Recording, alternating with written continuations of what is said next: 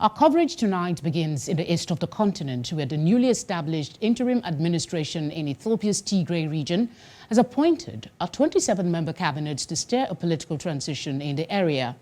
It comes after the federal government and the Tigray People's Liberation Front, TPLF, signed a peace accord to end a brutal war in the region. New Tigray President Getachew Reda will be flanked by two vice presidents, General Salkan Gebretensai and General Tadesse Werede, military commanders who fought the Ethiopian army in the recent war. General Salkan will have responsibility over decentralization and democratization, while General Tadesse will be the head of the Peace and Security Secretariat. There has been no official announcement yet, but the appointments have been widely reported in local media. To discuss this development, we are joined by Aliyu Kebede, Head Foreign Affairs Department at Salse Wayen Tigray. Thank you for giving us your time. Thank you for having me. A lot of progress seems to have been made after the Ethiopian government and the TPLF signed a peace accord to end the very brutal war in that region. The latest is the appointment of a 27-member cabinet to steer political transition. With the trends being seen, can we confidently say peace has come to stay?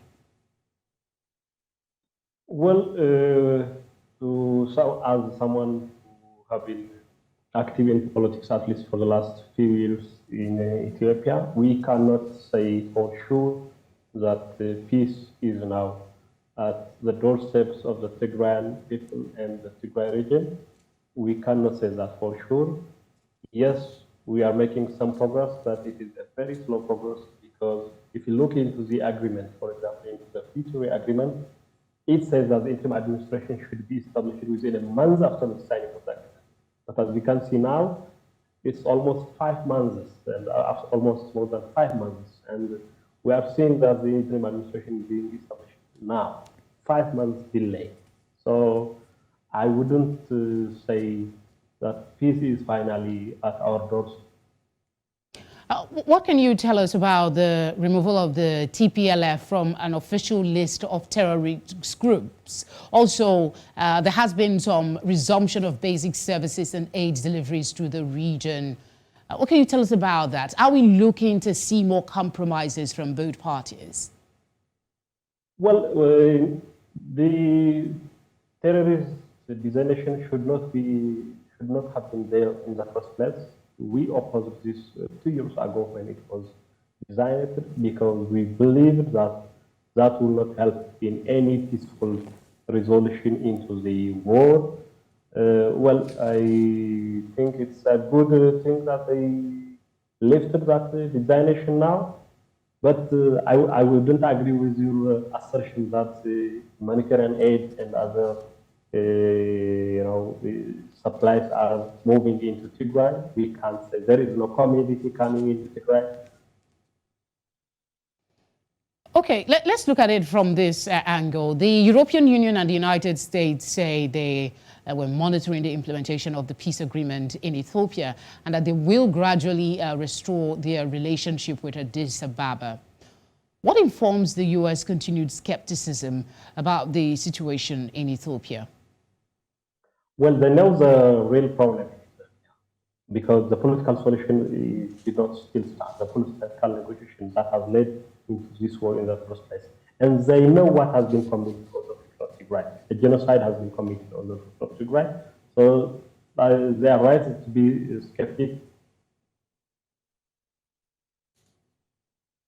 Okay, Mr. Kebede, I think the network cut you off, but if you can hear me, I have one last question for you.